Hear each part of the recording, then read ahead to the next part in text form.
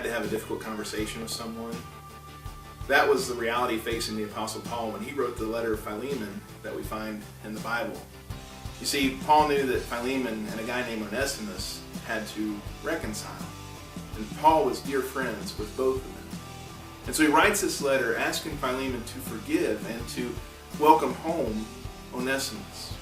You see, Onesimus was a slave who belonged to Philemon's house.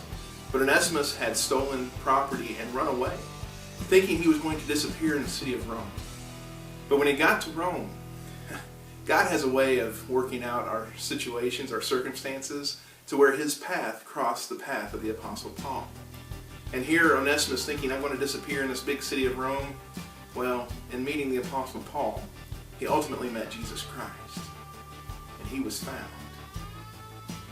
He was changed. And Paul knew that since he had decided to follow Christ, that Onesimus needed to make things right with Philemon.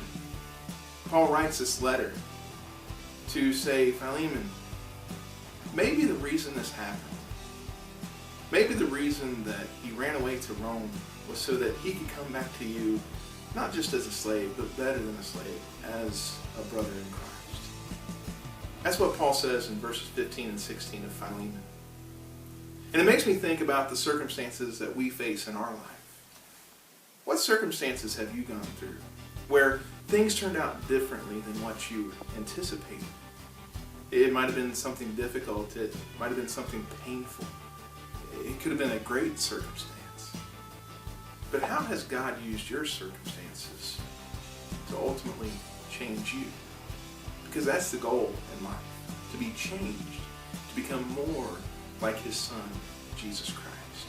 So, what circumstances has God used in your life to change you?